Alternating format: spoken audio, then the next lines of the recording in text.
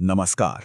आज बात करेंगे इतिहास के एक ऐसे मोड़ की, एक ऐसा पल जब दुनिया की सबसे बड़ी, सबसे खतरनाक ताकत हिंदुस्तान की दहलीज पर आकर खड़ी हो गई थी और फिर रुक गई। जी हाँ, ये कहानी है चंगेज खान की। चलिए जरा उस सीन को इमेजिन करते हैं। साल है 1221। जगह है सिंधु नदी का किनारा।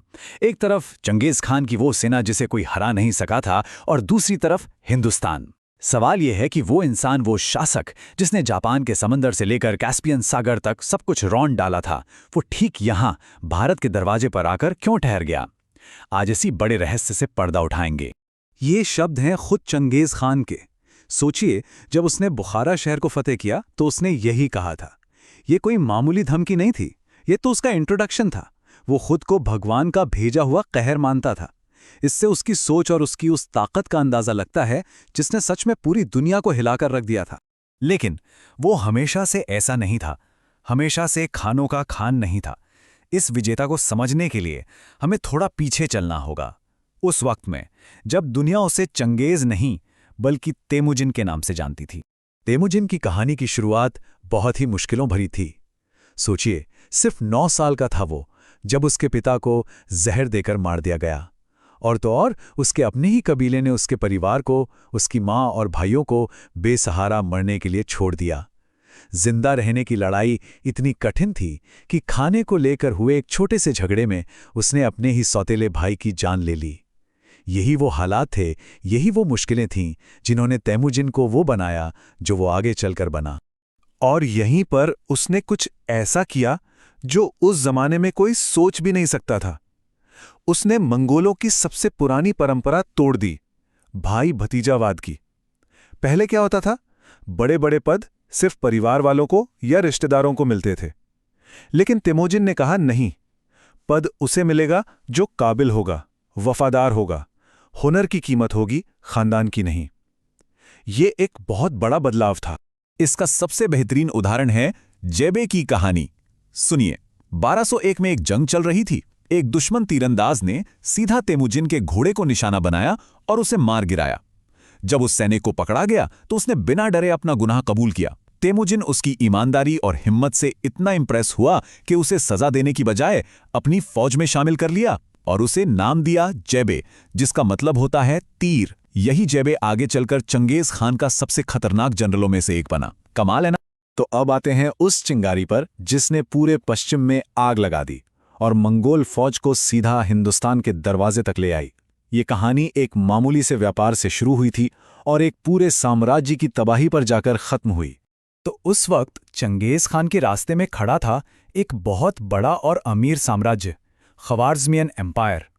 सिल्क रूट का सारा व्यापार इन्हीं के कंट्रोल में था। मतलब पैसा और ताकत दोनों इनके पास थे। देखिए हुआ क्या।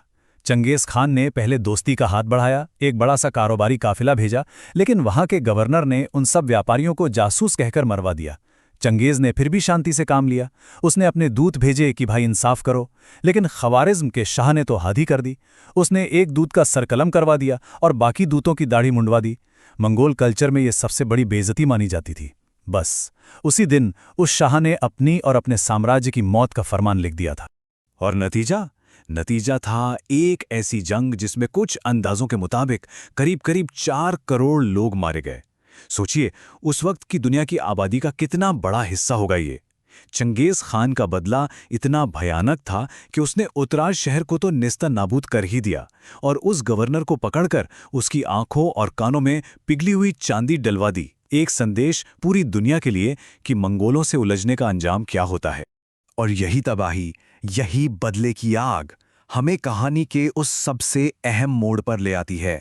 वो पल जो शायद हिंदुस्तान का इतिहास हमेशा के लिए बदल देता। तो ख्वारिज़्म का शाह तो डरकर भागते भागते एक द्वीप पर मर गया। लेकिन उसका बेटा जलालुद्दीन मंगबरानी, वो अपने पिता जैसा नहीं था। वो एक लड़ाका था।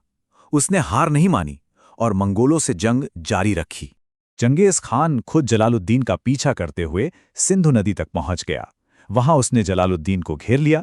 जब जलालुद्दीन को लगा कि अब बचना नामुमकिन है, तो उसने एक ऐसा काम किया जो हैरान करने वाला था। उसने अपने परिवार को मंगोलों के हाथ लगने से बचाने के लिए नदी में धकेल दिया और फिर खुद अपने घोड़े के साथ उफनती सिंधु नदी में छलांग लगा दी और किसी तरह बचकर हिंदुस्तान की जमीन पर पहुंच गया। अब भारत पहुंचकर जलालुद्दीन ने दिल्ली के सुल्तान इल्तुतमिश से मदद मांगी, पनाह मांगी। फैसला अब इल्तुतमिश के हाथ में था और चंगेज खान का पैगाम बिल्कुल साफ था। अगर उस भगोड़े को पनाह दी तो दिल्ली का भी वही हाल होगा जो ख्वारिज़्म का हुआ है। तो फिर ऐसा क्या हुआ? चंगेज खान सिंधु नदी के किनारे तक आकर वापस क्यों लौट गया? चलिए अब इस पहेली के टुकड़ों को जोड़ते हैं। असल में इसकी कोई एक वजह नहीं थी, कई बातें थी। सबसे पहली और सबसे बड़ी वजह थी सुल्तान इल्तुतमिश की समझदारी। उन्होंने बहुत होशियारी से जलालुद्दीन को पनाह देने से मना कर दिया, तो चंगेज खान का भारत में घुसने का जो मुख्य कारण था वही खत्म हो गया।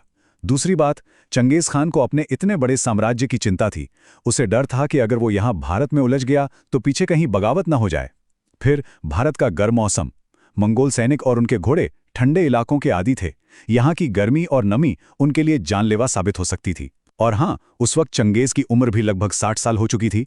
शायद वो बिना किसी बड़ी वजह के एक नया इतना मुश्किल अभियान शुरू नहीं करना चाहता था। तो चंगेज खान भारत तो नहीं आया, पर उसकी कहानी यही खत्म नहीं होती। उसकी विरासत में और भी कई रहस्य हैं जो आज भी लोगों को सोचने पर मजबूर कर देते हैं। मिसाल के तौर पर उसकी याम प्रणाली, इसे उस जमाने का सुपरफास्ट इंटरनेट समझ सकते हैं। ये घोड़ों पर सवार दूतों का एक ऐसा कमाल का नेटवर्क था जो साम्राज्य के एक कोने से दूसरे कोने तक संदेशों को अविश्वसनीय तेजी से पहुंचाता था। ये सिर्फ डाक सेवा नहीं थी, ये चंगेज खान की आंखें और कान थे जिसके जरिए उसे अपने विशाल साम्राज्य के हर कोने की खबर रहती थी। और एक और हैरान करने वाली बात, इतिहास के सबसे ताकतवर बादशाहों में से एक, पर कोई नहीं जानता कि वो असल में दिखता कैसा था। जी हाँ, चंगेज खान ने कभी अपनी कोई मूर्ति, कोई तस्वीर या कोई सिक्का नहीं बनवाया। आज हम जो भी तस्वीरें देखते हैं वो सब उसकी मौत के बहुत बाद कल्पना के आधार पर बनाई गई हैं। फिर साल 1227 में एक लड़ाई के दौरान घोड़े से गिरने की वजह से उसकी मौत हो गई, लेकिन मरते मरते भी वो एक रहस्य छोड़ गया। उसकी आखिरी ख्वाहिश थी कि उसकी कब्र को हमेशा हमेशा के लिए राज रखा जाए। कहते हैं कि उसके अंतिम संस्कार में शामिल हर शख्स को मार दिया गया ताकि कोई पता ना बता सके। उसकी कब्र के ऊपर हजारों घोड़े दौड़ाए गए ताकि जमीन बराबर हो जाए और कोई निशान तक ना बचे। आज 800 साल से ज्यादा हो गए, वो कब्र किसी को नहीं। और इसी से जुड़ी एक किंवदंती है, एक चेतावनी जो कहती है कि जिस दिन चंगेज खान की असली कब्र दुनिया के सामने आ गई, उस दिन दुनिया का अंत हो जाएगा। शायद ये सिर्फ एक कहानी हो, या शायद इसी डर ने उस राज को आज तक राज बनाए रखा है। तो आखिर में बस एक सवाल जो सोचने पर मजबूर करता है। जरा सोचिए, अगर उस दिन, उस एक पल में चंगेज खान ने सिंधु नदी को पार करने का फैसला कर लिया होता तो क्या होता? क्या दिल्ली सल्तनत बचती? क्या आज भारत का नक्शा, यहाँ की संस्कृति, हमारा पूरा इतिहास वैसा ही होता जैसा हम जानते हैं? एक इंसान का एक फैसला और उससे हमारी दुनिया कितनी अलग हो सकती थी, इस पर सोचिएगा जरूर।